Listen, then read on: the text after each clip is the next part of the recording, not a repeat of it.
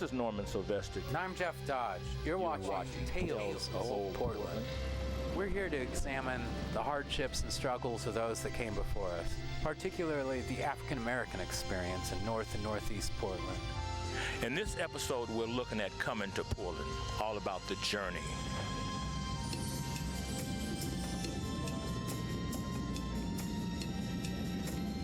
You're watching Tales of Old Portland. Episode 1. Coming to Portland.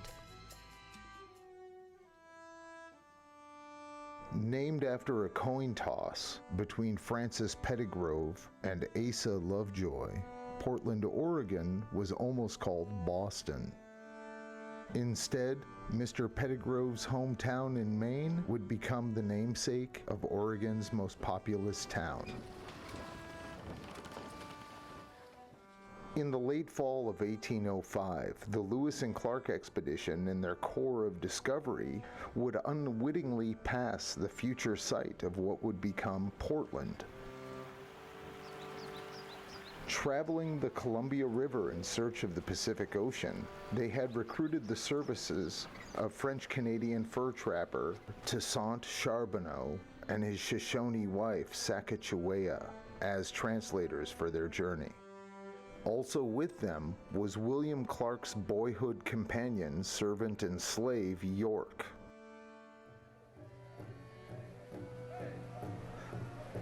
In October of 1805, the Corps met their first Chinookan-speaking peoples on the lower Columbia.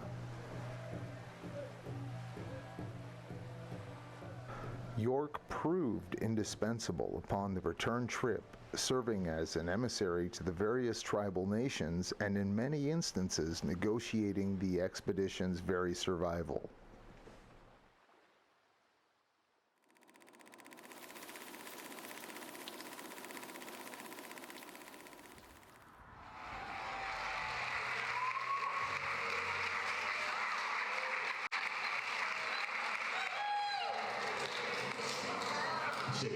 How's everybody doing out there?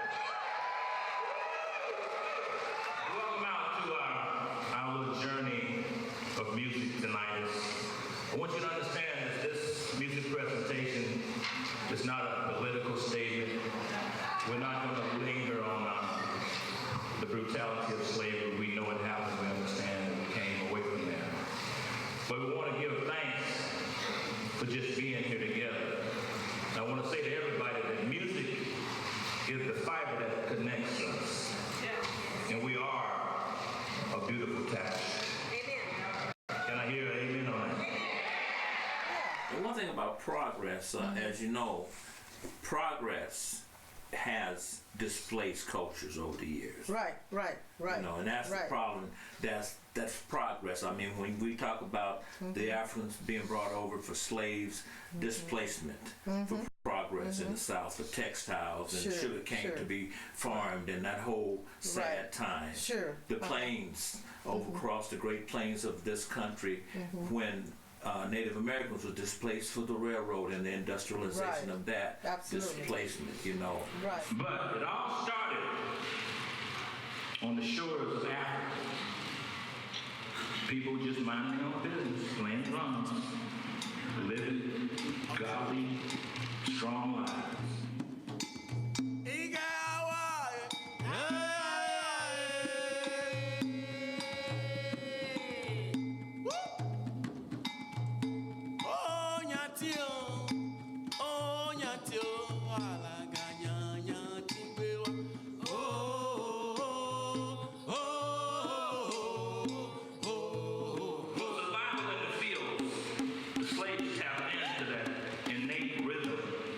Within them.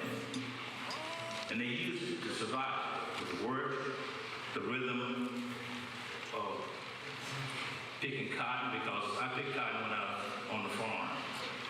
And they didn't just go. They had a rhythm because they had all day. They were looking at a road that was about a block long. And when they got down to that turn road, they had to come down the other side. So they were doing it with rhythm. So everything they did was with rhythm. And that inner rhythm, that inspiration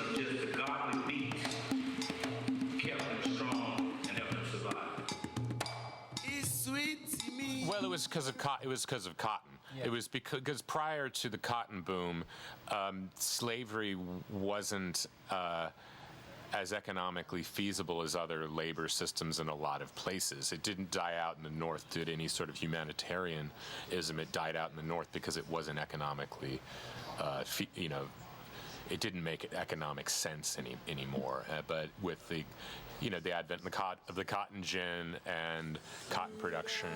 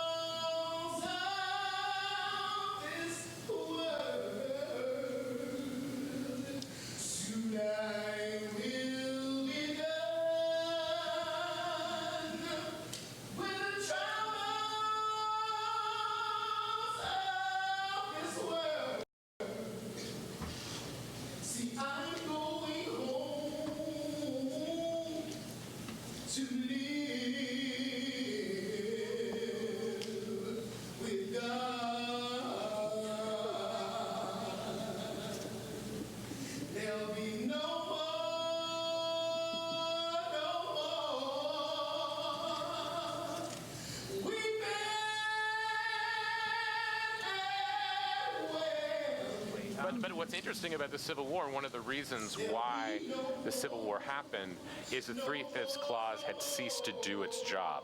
It had ceased to preserve Southern power, and there was so much immigration in the North, and the birth rate was so much higher in the North, it was politically overtaking the South. Even with the 3/5 clause, even with the Ocean had to the South, it wasn't mattering anymore. The North could elect Lincoln, who wasn't even on the ballot.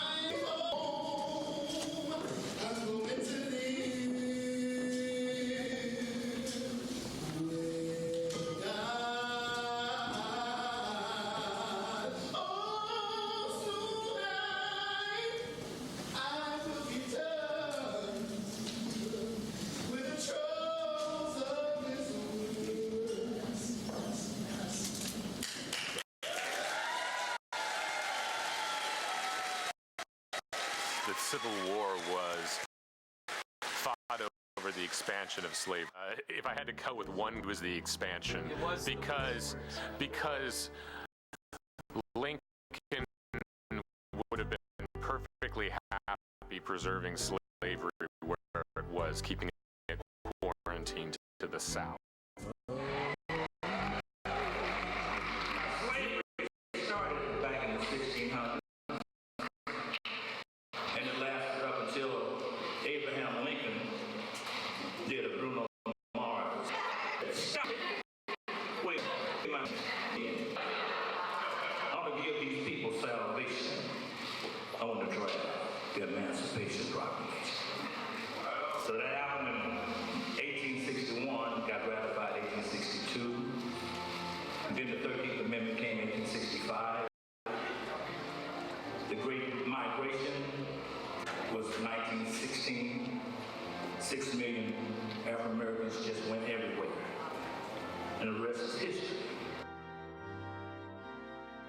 The radical Reconstruction period of 1867 would be met by fierce Southern reactionary forces within a decade. The first black exclusion laws passed in 1844, partly inspired likely by James Sauls got in an altercation with a settler named Charles E. Pickett, who was from the Deep South, pro-slavery settler. He got in an altercation with him. We're not quite sure why.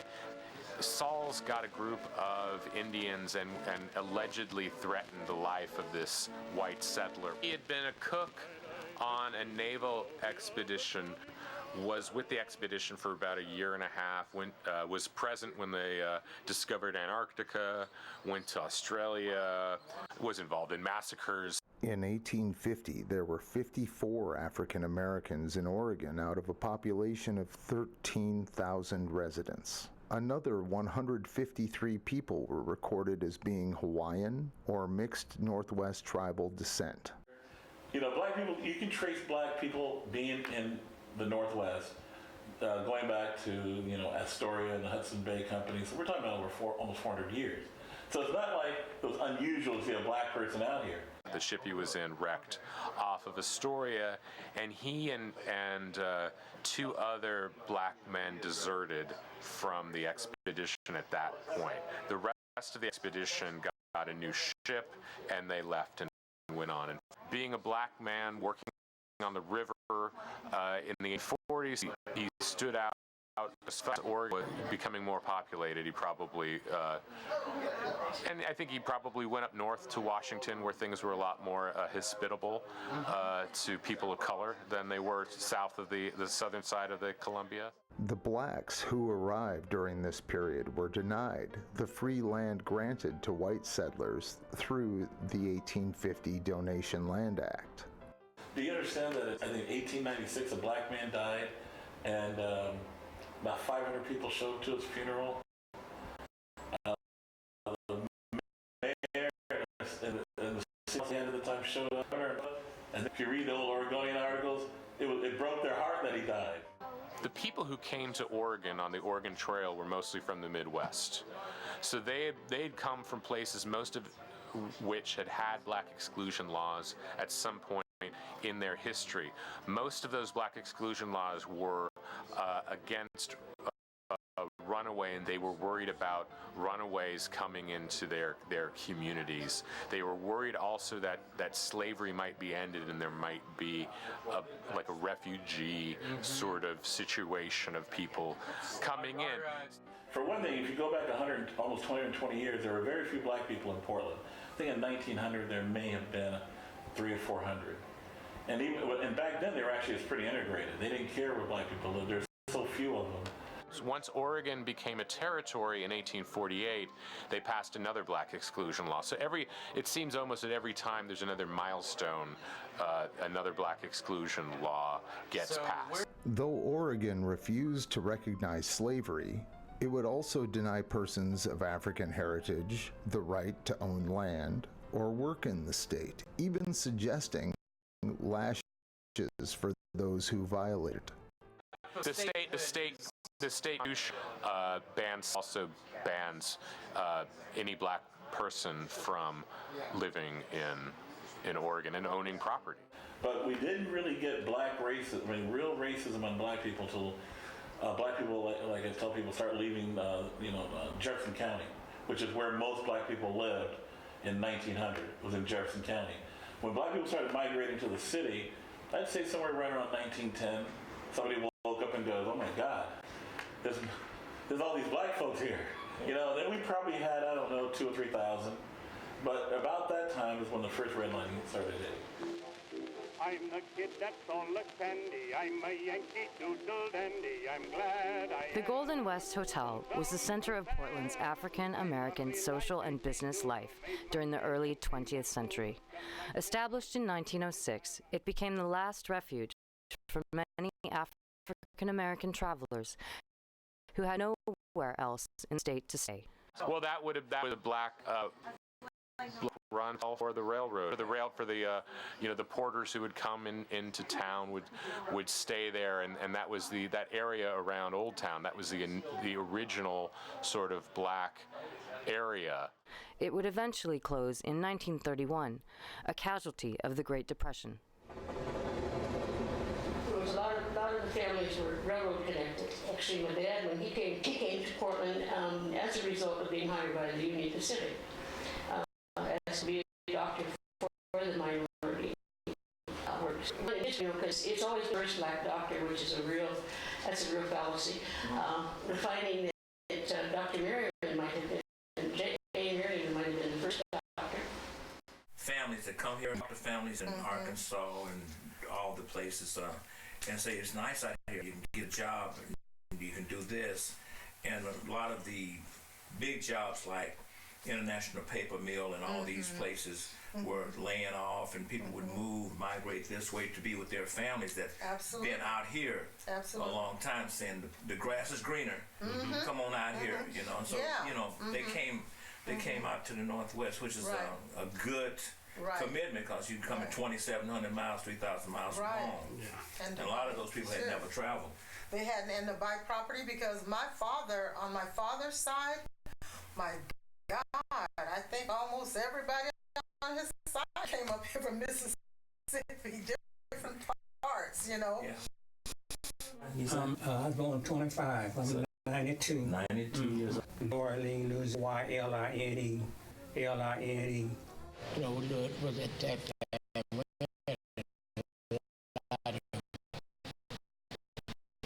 The local Louisiana people around. And that's where you're from originally? Yeah. Yeah. Louisiana.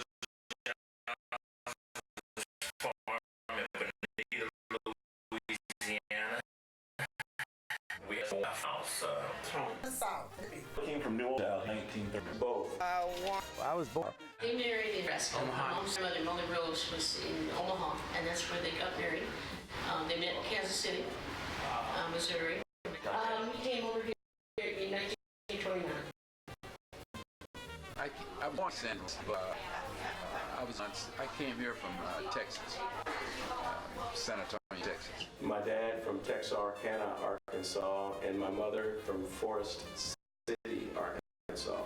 My father was given information on jobs in Portland at the shipyard. So that's how we got here. These were San Antonio, Texas. Then they sent me to the Fairchild Air Force Base in Spokane. Well, anything to get out of Arkansas would be better, you know, because it was rough down there. It was rough. No jobs for anyone. So I joined the United States Air Force just to get away. I was so young. I mean, Portland is my home. So Portland is my town.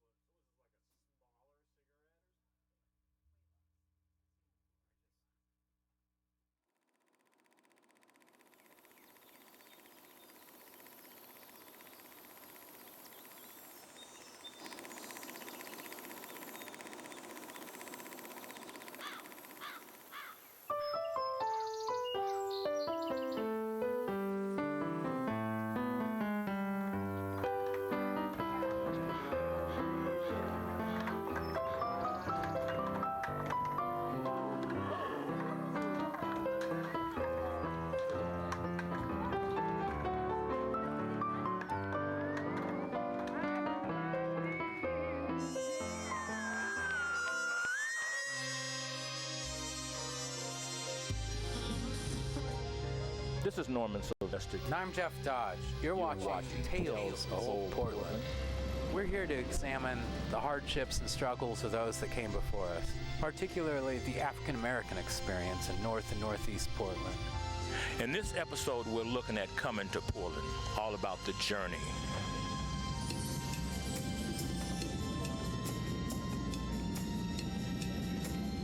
You're watching Tales of Old Portland.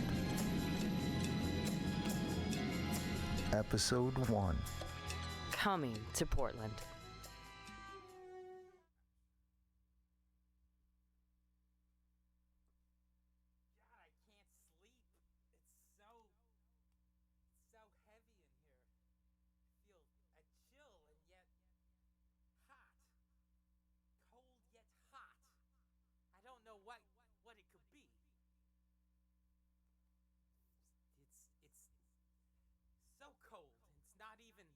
Not even November yet. Yet there's fires everywhere around me. I don't understand. understand. My God. What are you doing here? Hey, you! What are you doing on my couch? You know what I'm doing here. Speak into the mic. I can't hear you. I thought this is where you wanted me. Echo narcissist. I blacklisted you years ago. How are you still around? I'm a survivor. Well, Miss Survivor, you gotta understand, there's some rules here. I'm Harvey Eisenstein, and I carry a lot of power in this city. I'll have you know. I could have you kicked out of here just like that.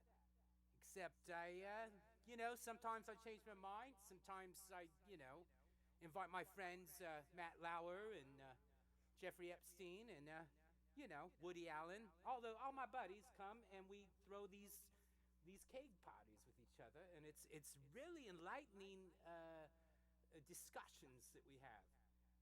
But that's none of your business.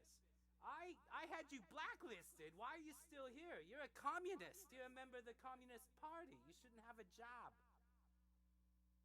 You know what? I'm upset. Just get out of here, Echo. Get out of here. I'm done with your ghost. I don't buy any of this. Okay? Whitey?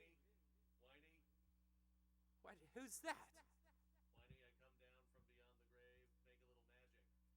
Was that? Holy cow! It's the ghost of Robert Evans. That's right. Bob Evans, you're one of the good ones. Now, what do you think of this? The kid stays in the picture. You're not sending her out of here until her point is made. I don't have time. You are one pussy hair from... Pussy hair? Well, let me tell you about pussy hair. No, stop it, Whiny. There I'm gonna go used to be an shithouse actor. on you. There used to be an actor, Ivan Pussyhair, I believe his name was, and I blacklisted him too. Thank God he's not here right now. Oh my God! I'm the ghost of audition past, and I have to admit that role that you got me with Kevin Spacey. It was pretty good, right? It changed my life. Well, Spacey's an honorable man. We do good business down here in Hollywood. All of you guys with your morality and you're trying to tell me what's up. This is Hollywood, okay? It's not even Halloween yet. Well, you scared of me or something? You freaking scared of me, huh? I'll show you scared. Whiny, you got to get high on yourself. I'll get high all I want. 'Cause I just locked the doors on you all. You ain't going nowhere.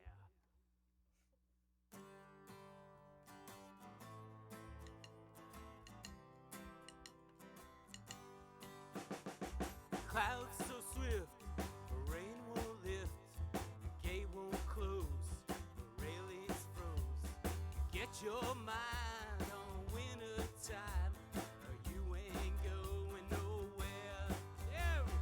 Woo-wee, ride me high. Tomorrow's the day my bride's gonna come. Oh, we gonna fly down in the easy chair. I don't care how many lessons. The morning came and the morning went.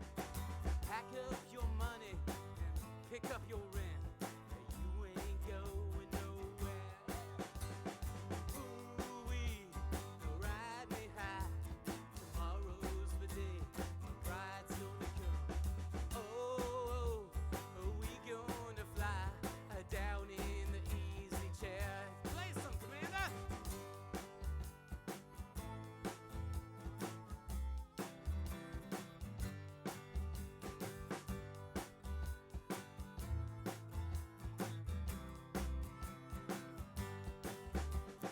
Ooh-wee, ride me high. Tomorrow's the day my bride's gonna come. Oh, we gonna fly down in the easy chair. Pick up your tent, food, and guns and shoes. Tailgate some substitutes. You ain't going nowhere. Ooh-wee, riding high. Tomorrow's the day we're all gonna die. No, we're gonna fly down in the easy chair. Genghis Khan could not keep all his kings supplied with sleep. No matter how steep, when we come up to it. Oh, we gotta go. Tomorrow's the day my bride's gonna come.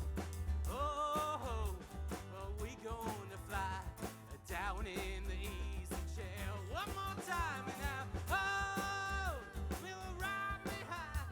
Tomorrow's the day my bride's gonna come. Oh, we gonna fly down in the easy chair. Down in the easy chair. Down in the easy chair.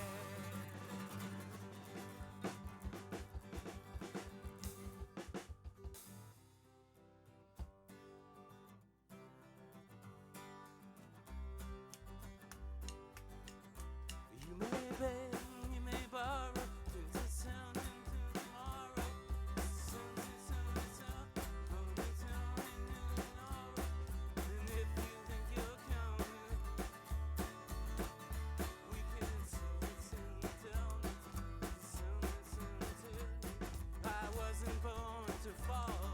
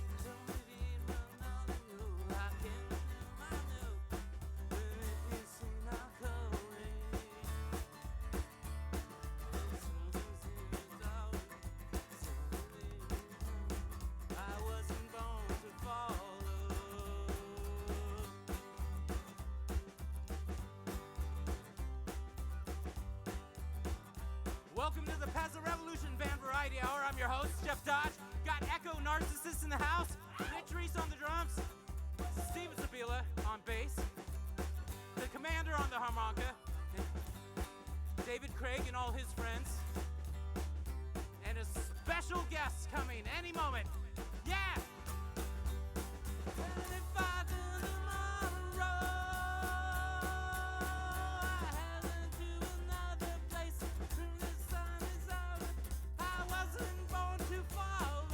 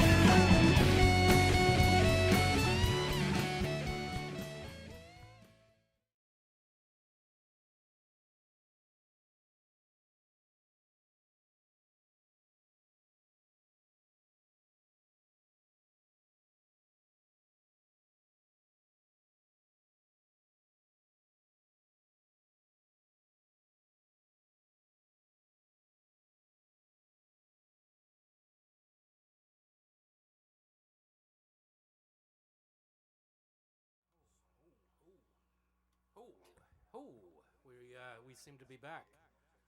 Welcome if you're just joining us. I'm your host, Jeff Dodge. This is the Peasant Revolution Band Variety Hour. I've suddenly find myself doing sound, which we pay people to do this sometimes, and then sometimes we run out of money, and I'm doing the sound. And this is some foreign technology, so bear with me. Yeah. Scott says he's getting a game of grab ass going over there. Scotterino may have I texted some. him and he texted me back not to bother him because he's getting some grab ass going. Don't bother me because of the grab ass. Yep. Grab ass is a familiar subject with Scotterino and I when we discuss things. But yes, it's great to have you here. If you don't know what we do, this is a variety hour of sorts, and we like to bring guests and musicians and all walks of life in and talk about how things are in this world we're living in, and see if we can sort of share and learn from each other how to cope with things. And speaking of coping with things, YouTube is they keep telling me it's really easy to monetize. You just got to hit this enable button. I'm like, I don't get this IT stuff. I'm like, whatever. I'm not making any money, okay?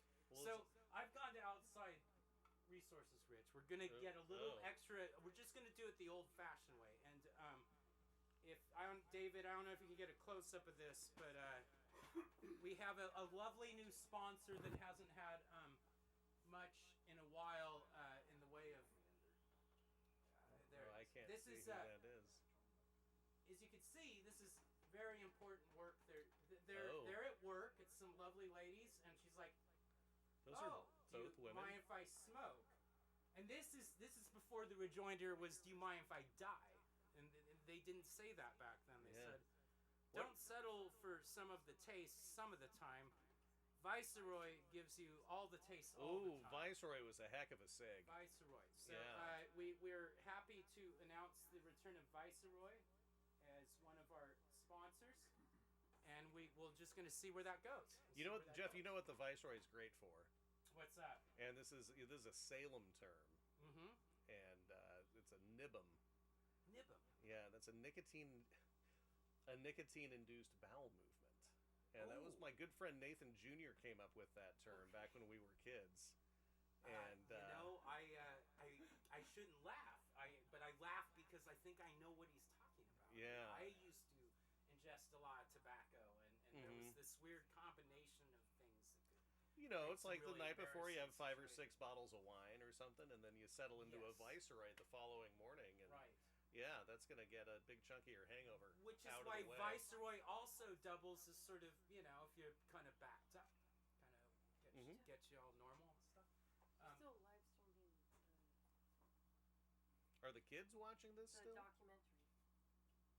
I don't think so. That's what is live right now. Oh, that's an old stream probably. Let's see. What's these streams you're talking about? There's some technical difficulties, but I want to let everyone know we've got a great guest lined up. He's so cool, and I'm gonna tease with it a little bit. I just wanted to make sure. Did miss a call? No. Okay, we're good. Okay, listen, we're gonna take a commercial break. We'll be right back with our other guest, our featured guest. A surprise? Maybe. We'll be right back after these other commercial messages. I'm gonna tell you, next to sports, politics is my favorite game. It's a game. You think it's a game? They're not playing. They're gonna win. They're gonna try to win. Your side, whatever you believe in, your political beliefs, those are important too. You're gonna win. They're gonna do everything in your power. You're gonna vote. You're gonna smoke it for hours, door to door, boat to boat, cheap white wine, cheap sugar. Yeah, this is a tasty fish. It's brined in like a brand name soy sauce and cheap white wine, cheap sugar, salt, little herbs in there, and it's brined overnight. You let it dry out.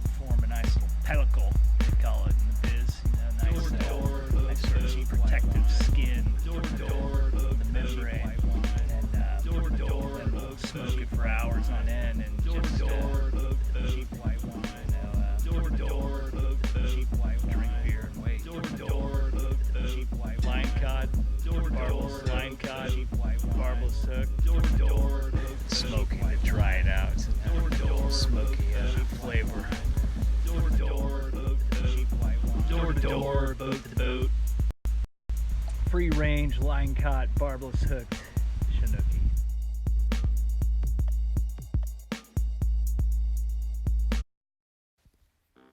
People are always asking me, Sid, how can you come up with so many ways to talk about Safford Brothers, Downtown Blend, Taste of City Coffee? And that always makes me think for a moment, how am I able to come up with so many things, good things, always good things, to say about Safford Brothers Downtown Blend Taste City Coffee? Well, the thing is, it's always good, and I love it, and it's a huge part of my life. So, of course, I'm gonna sit down and want to talk to people about Safford Brothers Downtown Blend Taste City Coffee. I'm always willing to talk about it. I'm always gonna talk about it. I'm never gonna stop talking about it. It's always good, and you're gonna love it too.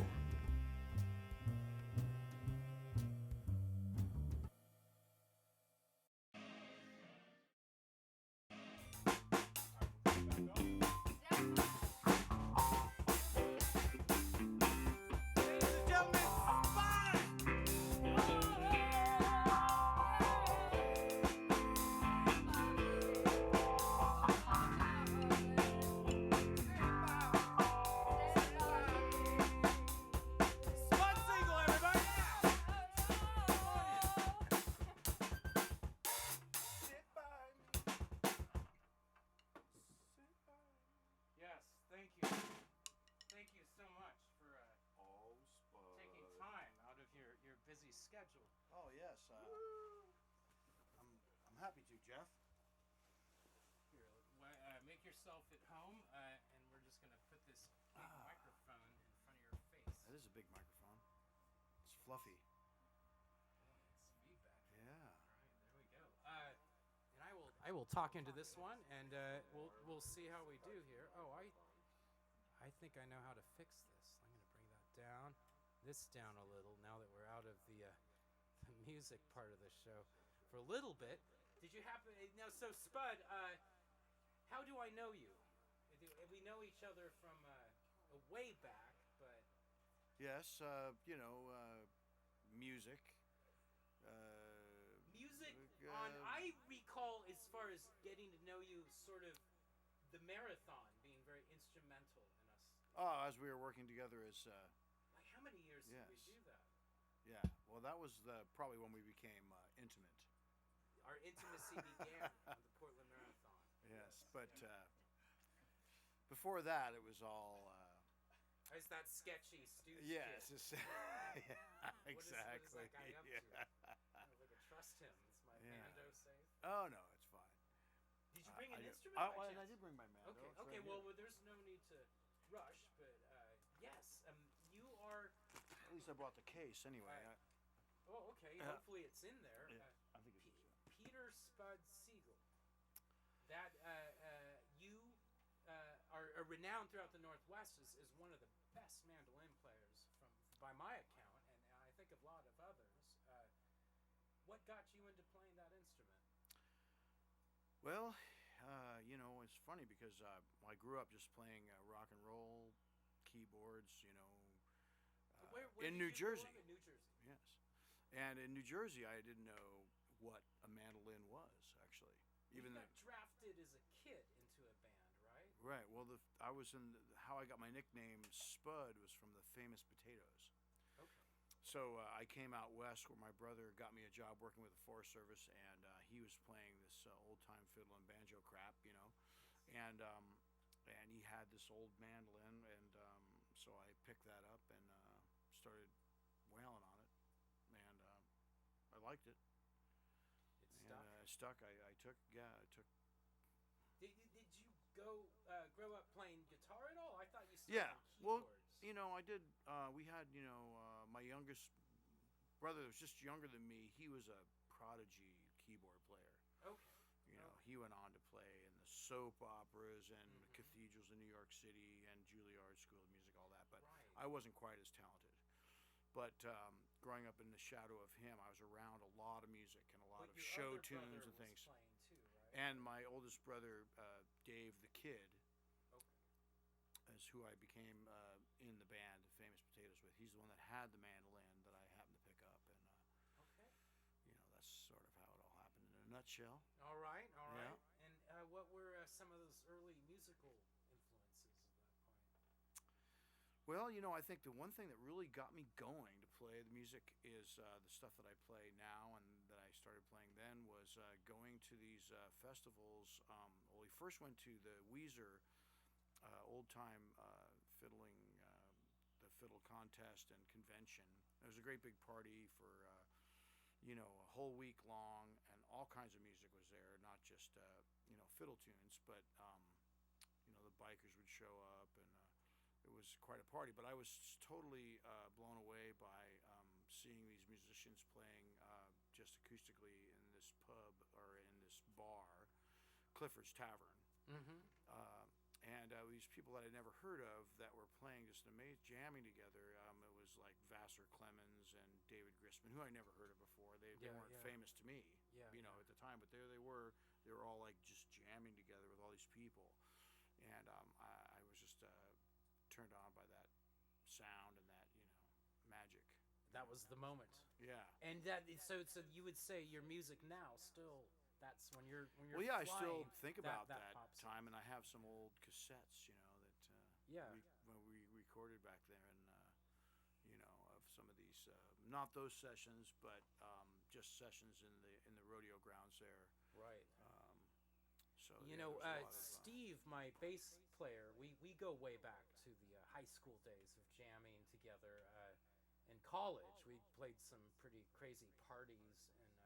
When I get to my happy place, I think sometimes I go there. Rich, you might have been in junior high at that point. I'm not When sure. you guys are in college? I think so. Is that right? Preschool. Preschool. Yeah. Yes. Yeah. Well, we were right there in with that Millhouse Nixon class, I guess. Okay. Yeah, it was in the OES preschool. Okay. Oh, did you know Patrick? He's way older than I. Old friend of ours. But anyway, well, so Spud, you come from New Jersey to Portland. How old were you when that transpired? I was 17. Okay. What did you notice about the difference? Was there a East Coast culture shock? It was, first of all, we all wanted to, I think growing up in Jersey, there's always this romantic thing about going to California, and being part of the hippie culture and things, But, what they told us in Jersey was that, the hippies are dead. I mean, there's no more hippies. That's it. You've missed the hippie generation, 76 when I came. The Lebowski thing. Yeah. Right. But actually that wasn't really true, because when I landed in Oregon, there was hippies everywhere. Mm-hmm. I mean, it was really, a lot of those hippies from down south did flock up here by that point. That right. Was, probably. And then they all kind of got together and formed Rajneesh Puram, if I remember correctly. That's where it all ultimately. Well, I had my own thing. I was a Spudwan, you see. The Spudwan. Yeah, and it was in Cannon Beach. We had this little cult thing, and we we had Ramblers instead of Mercedes, but one thing I really remember that really. The food and stuff, coming out here, all the healthy food. I never knew what an avocado was, Mm-hmm. And when I first came out here, I was in Hood River, and I went to this, co-op food buying thing, and I volunteered, and so they put me in the produce, and they said, okay, well, all this stuff, organize all this stuff alphabetically, so it's like, what's the, okay, avocado, yes, what's that? Yes. I've never seen an avocado before. It's like Sweden. I saw some footage of Sweden getting their first shipment of bananas, like in 1912 or something. And well, what are these things, right? Well, what is this? Yeah. Well, I think we're gonna take a quick little break, but would you mind busting that Mando out and joining us? Sure. Yeah, I'd like to play or with something. Okay. Let's when we come back, Spud and the band, Peasant Revolution Band Variety Hour. You're watching. Thank you very much. People are always saying to me, Sid, I pretty much think you're just phoning in those commercials. And you know what? I'm always like, what do you mean, what commercials? And they're like, you know, those Safford Brothers, Downtown Blend, Taste of City commercials. And you know what? I'm like, no, I don't phone those in. I gotta go down to the recording studio. I got this guy, Paul Sass, behind the glass. He points at me, and then he turns the recorder on, and I start talking in front of the microphone. And that's how it's done, because I love Safford Brothers, Downtown Blend, Taste City Coffee. Now, the guys that are phoning it in are the guys that work for Safford Brothers. They gotta call Costa Rica, they gotta check on the beans, they gotta see what's going on. Safford Brothers, Downtown Blend, Taste City Coffee, it's always good. And you'll love it too.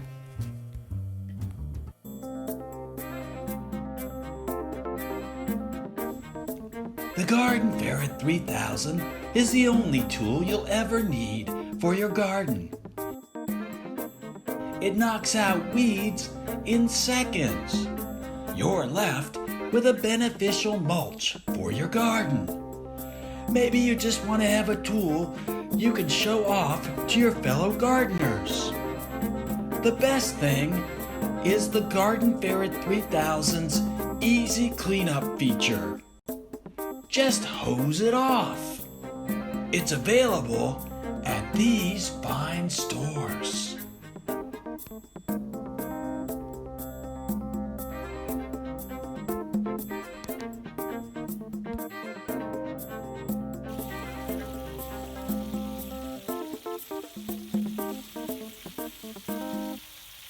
You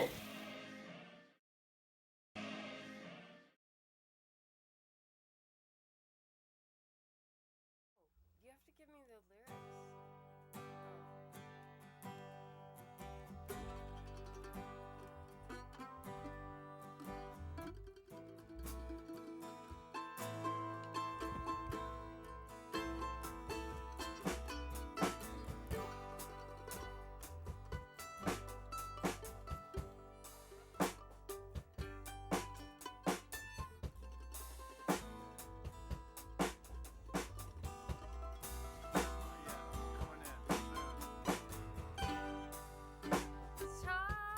I can't do it.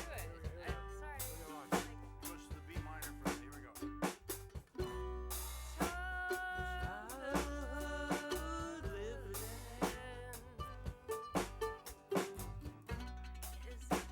It's easy to do.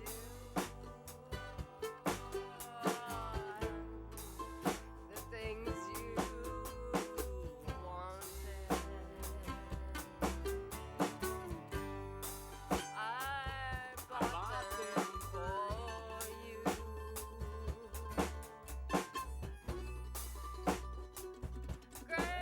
Graceless lady,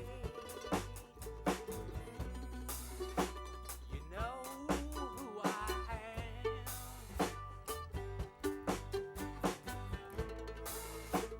You know I can't let you slide through my hands.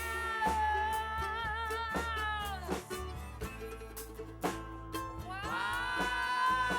horses come and drag me away.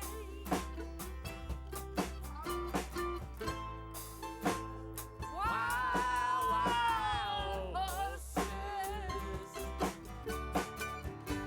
come and drag me away.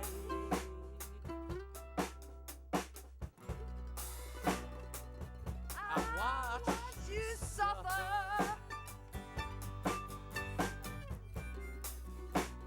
a dull aching pain. Now you decided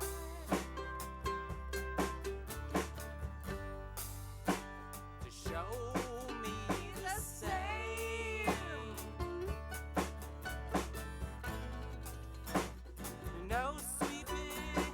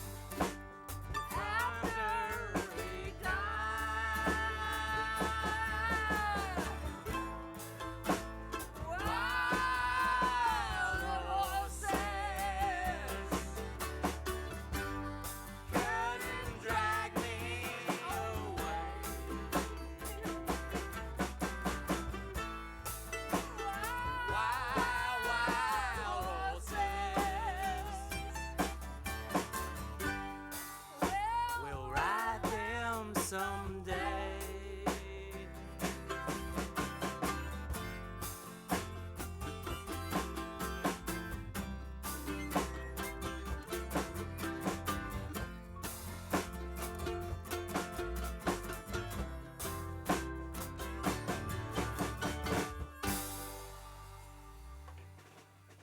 Thank you.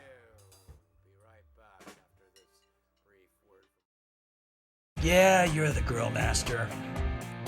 So out you go to the garage to get the old grill. First thing you gotta do is fix the damn thing.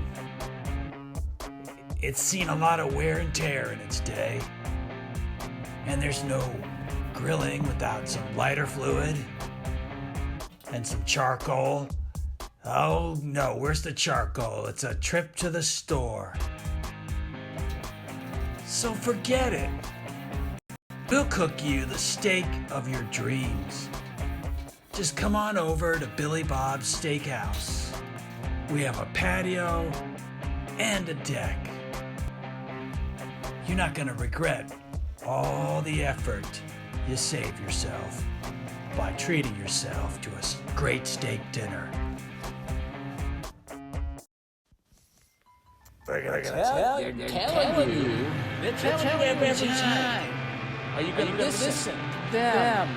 You're always wondering who they are. They are the ones who are telling you what to think.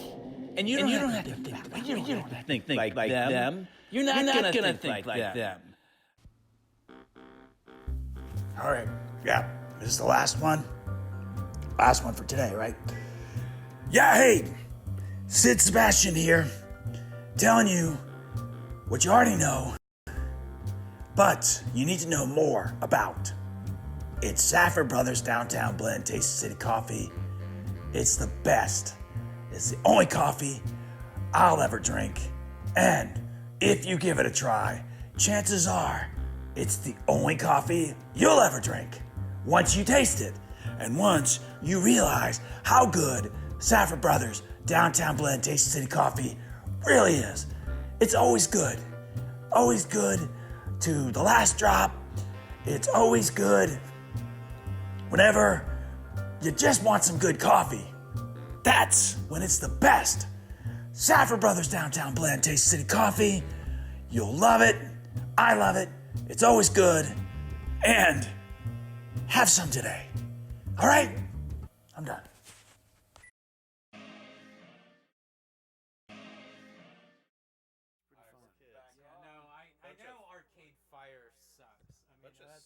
Oh, we're back. We're back. Hey, everybody, we're back. And Spud is still here. He has not run in fear. He seems intrigued. Right. So they gave me a beer. That's how we keep him coming. Beer, root beer, any kind of beer. Yeah. We're big beer fans here. Excuse me. Oh, the commander has an important message I forgot about. Yeah. Commander, what do you got going on? Yeah, I was in negotiations for. I just wanted to make the announcement that just in time for Christmas that the Creep Van toy line is coming out. The action figures. Oh, really? I've negotiated a deal, and I know. Is that with I know I just released a song only. And the movie is still in pre-production, but we're going to go straight to the finish line. Well, about that, you just released a single recently for Creep Van. I did, yeah. Creep Jump. Creep Jump, and that's available right now on CD Baby. It's on iTunes, all the Amazon, big tech company platforms. And, Jeff Bezos has a heavy rotation. Well, I got a map so I can find out. Nice. And he's definitely going to be one of the distributors for this toy line eventually. But so far, I don't want to have to go to the show where you pitch it. But the toy line will have the action figures rolling out real soon. And it's appropriate for ages 14 and over. Yes. And so you have to be 14 so in far, order to play with these action figures. I've got an exclusive. How big are these action figures? They aren't like life size. No, they're just we can only afford a couple. Oh, micro. Couple action. inches. Okay, gotcha. Yeah, kind of like the Dungeons and Dragons size. Right.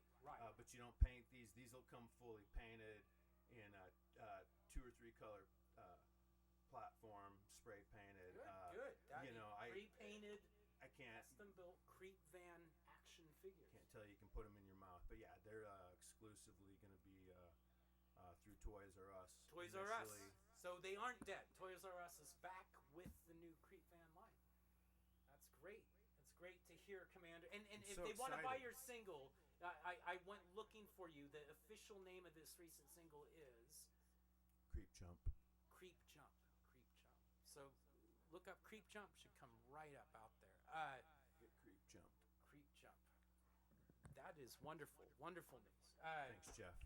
My pleasure, Curtis. And Spud, since you are here, tell me what with some music. I do. It's true. We do go back. Actually, my father and you officially met. You had an ornament with you. Oh yes. Well, would you yeah. like to Did you see want it? to talk about that a little, maybe? Well, it's one of the coolest bands I was in, and your dad happened to be in the band. But before, and this is actually how I met your dad to be in this band, because I knew of your dad was pretty famous in Portland, anyway, this is a jug bandana, and let me get it to the right side here. This was made by Fritz Richmond, Wow. who has his wow. This, let's see, Fritz has his Yeah, look at that. Wow, that's now great. it's an old shot, and it's can you see which one is Stu, your dad? Yes. He's next to the jug. Dad is kind of got his face blocked by the jug. Yeah, and me, who is that with young the- bearded with the fellow right beard. next yes, to that's him? me. That Back is in '92. 92. Holy cow! That's when you guys first hooked up. Yeah. Well, I think we hooked up a little before that. But Wow. yep, Fritz was great.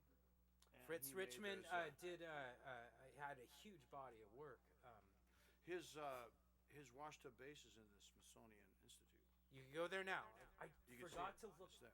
My goodness, you I was forgot to see there. it. I forgot to look. I think I was at the wrong. Would it be in the American one? Must be. I bet I probably looked and didn't even think Yeah. about it. That's so. You Yeah, saw yeah. a wash tub there, and you just thought, well. Well, and he did a stint with Elektra Records too, right? Wasn't Yes. he like one of their big producers in the? He had, when I went to his house to rehearse, he had, some gold records of Jackson Brown. That's right. He was a recording engineer for them, and Running on Empty. Right. That was his car. Really? Recorded. Wow. I heard he went and did something. Scott told me something about the sphincter phone. Have you heard of that one? Yes, a little bit, and there's some other, stuff he was. That was him though. That was involved with that kind of Yes. recording. Okay, that's very interesting. And he worked in a toy factory. He also worked Oh, I as a didn't know lawyer that, assistant. really? Yeah, Oh, okay. he did all these kind of fun jobs, but yeah. Great, very talented and wonderful, warm person. Yes, and it was that's how I met your dad, was being in that band. He had contacted all different people to play, Mm-hmm. and I was And then, so Turtle was the fourth member then. yes, And had you known Turtle before then, or? yes. Okay. Yeah, I met Turtle. He was, in Dan Hicks and the Acoustic Tasty Warriors. Oh, Acoustic Warriors. It was after the Hot Licks. Right. And then Dan had to dry out several times, and Turtle would come back from San Francisco, and I heard about him. But then one day, I came back from this mentioned Weezer festival that I always used to go to, and I came back, and on my door there was a guy playing the guitar on my French step, and it was Turtle. There you go. And he needed a place to stay, and they said, "Oh, go to Spud's house. He'll put you up." And so he does look like a turtle. And I've heard stories about him and Stu and Bradley and all those '60s days too. I guess they were all North Portland kids together, ruffians. Carrying on, yes. Roosevelt. Well, speaking of that era, I've had this song in my head for a while. I don't know if you know it. It's a Graham Parsons tune, but I just find it fascinating. I don't know if you want to. I think it's an F. I don't know if you want to give it a shot. Sure, I'll but, jam with you. We're thinking about giving it a thing here. I think it's.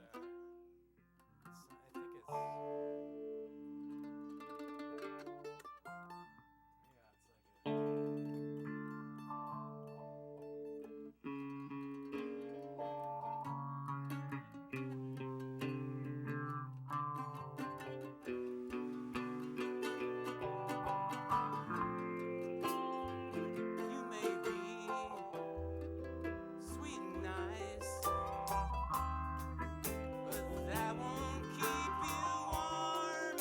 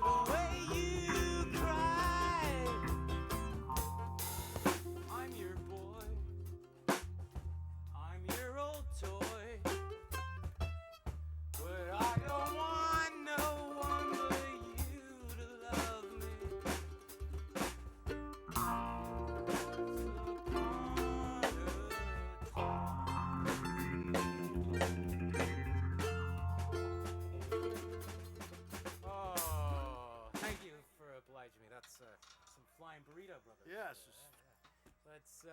Let's take a quick commercial break before we violate some copyright things here.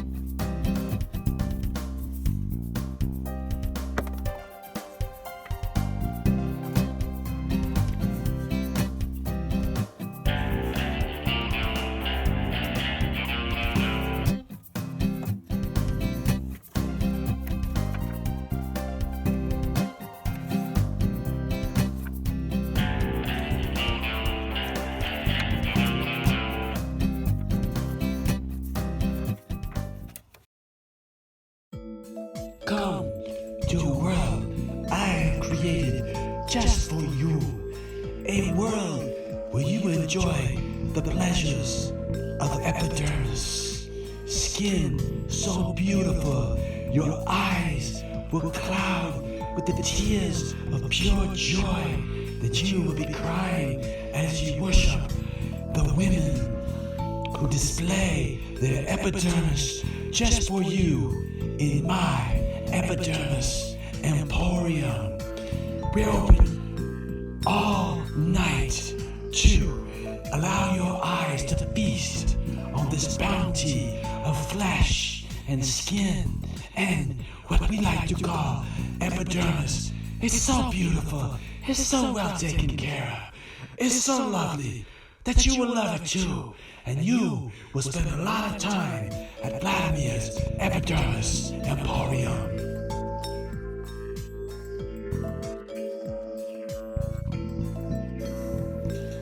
Now tell the girls, look, girls. This is how we do. You date Republicans. That's how it is. That's always how it's the best. They're gonna take you and feed you a nice steak dinner. And you know what? Well, they may not expect anything in return except for your company. You'll be witty, charming, be engaging.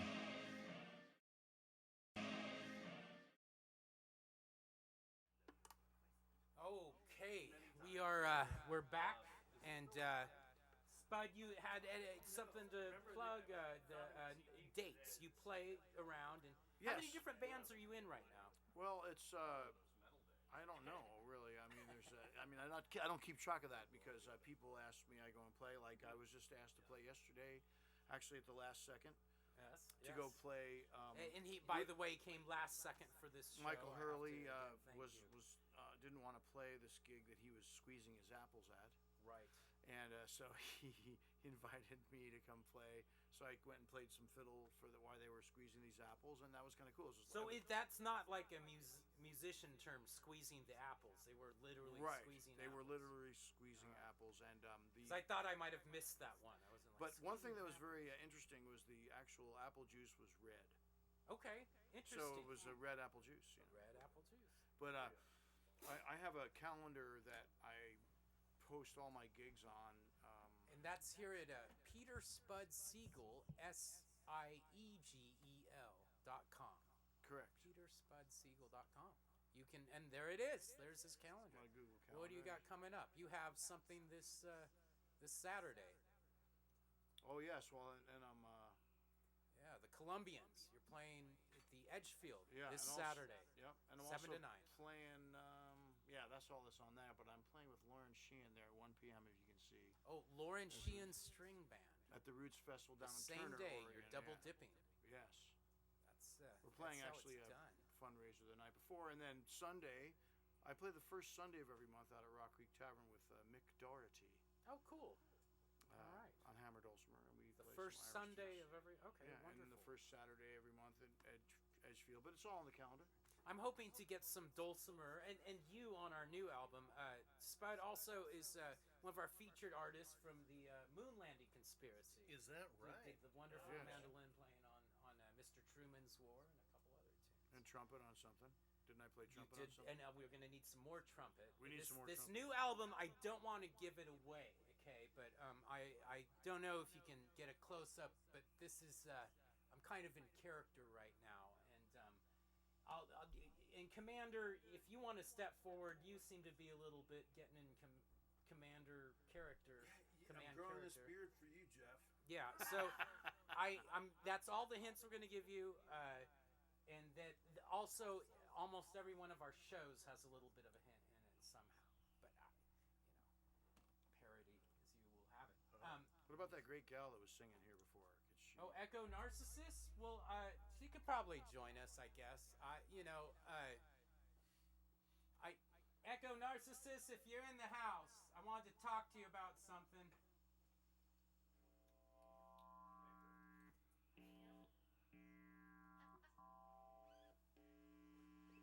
Women, they're like awesome. So women are awesome is what I always say. Come in here. I wanted to tell you about this mayor we have, Ted Wheeler. No, actually, Mr. Wheeler, I got something to say to you. Hello. Holy cow! Is that wow? what? That's some kind of. Sarah, you have perfect timing. Are you a woman? Oh my! So what if I? Yeah, that's what you just walked into, Sarah. Because he's like. I've heard like, that oh, sarcastic tone before. It's my sister Sarah Alcantara in Hawaii. Aloha. How are you, Sarah? Perfect timing. Good. Sarah. Are you? You're not live, are you? You're live right now on the internet, so No, you're not. I have to tell you that because No, otherwise you're not, right? we are live, and I need to let you know that because that's a violation of some law somewhere if I don't tell you. Okay. So okay. you're good with that? We can record your voice. Yes. How are the boys doing? How's hoops going? Good. We're gearing up for Halloween. Yes. Isaac, you want to know what our costumes are? What are the costumes? No, I'm so scared. No.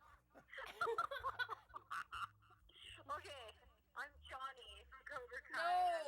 Oh, nice. Sarah. Cobra Kai. I love it. And I think Auntie Maria and Uncle Jeff.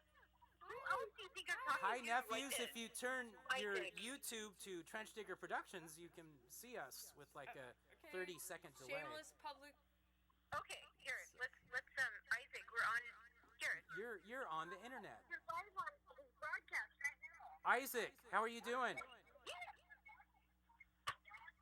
Isaac.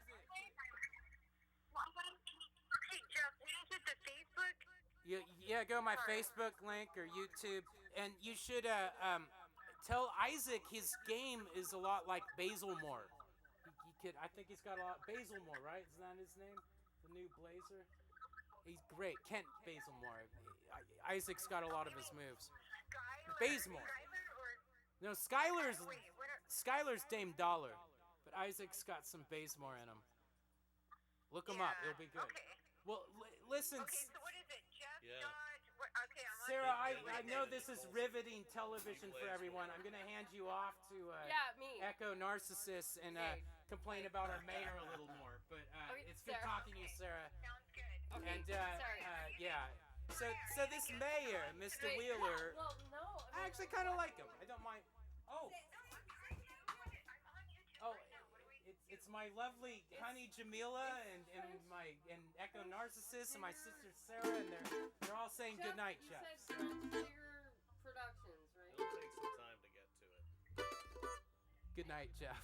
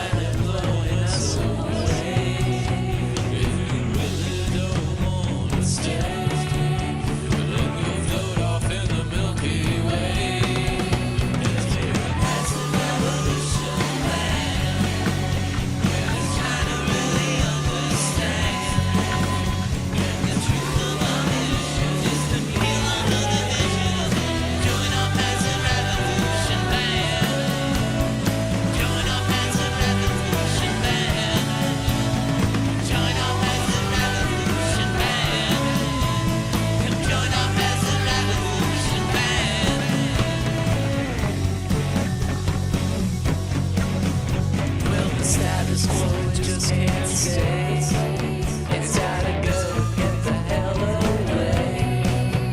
Well, I tried to get me some.